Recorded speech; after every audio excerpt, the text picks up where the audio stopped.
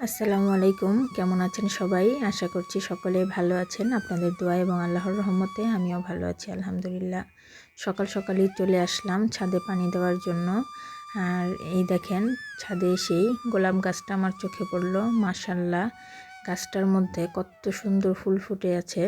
এটা হচ্ছে একটা হাজারি গোলাপ গাছ, কিন্তু গোলাপগুলি কিন্তু খুব বেশি বড় বড়ই দেখাচ্ছে। আর অনেকগুলি ফুল ফুটেছে গোলাপ গাছটার মধ্যে। গোলাপ গাছটার আমি ডালপালাগুলো কেটে দিয়েছিলাম। তো এই গোলাপ গাছটা আমার গত বছরের একটা গোলাপ গাছ।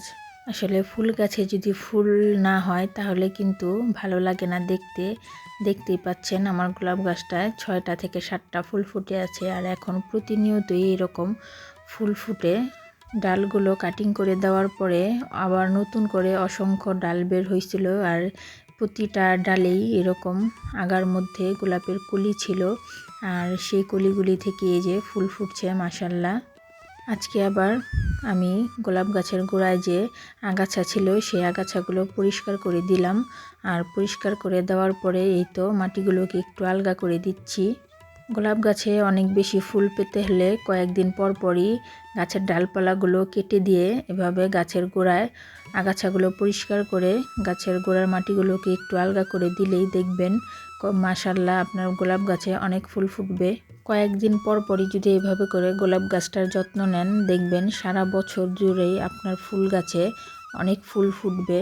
গোলাপ গাছের যত ডালপালা কেটে দিবেন তত ডালপালা নতুন করে বের হবে। আর প্রতিটা ডালেই কলি বের হয়ে এরকম ফুল ফুটবে। আমার একটা গোলাপ গাছেই কিন্তু অনেকগুলি ফুল ফুটেছে, দেখতেই পাচ্ছেন। আমি যেভাবে করে বললাম এইভাবে করে আপনারা আপনার গোলাপ গাছের যত্ন নিয়ে দেখবেন, ইনশাল্লাহ খুব ভালো ফুল ফুটবে আপনার গোলাপ গাছেও। আমার আজকের ভিডিও এই পর্যন্তই ছিল। ভিডিওটি আপনাদের কাছে ভালো লেগে থাকলে আমার চ্যানেলটিকে লাইক এবং সাবস্ক্রাইব করার অনুরোধ রইল। আমার সন্তান এবং পরিবারের জন্য দোয়া করবেন। আমিও দোয়া করি আল্লাহ তাআলা আপনাদের সবাইকে ভালো রাখুক, সুস্থ রাখুক। আল্লাহ হাফেজ।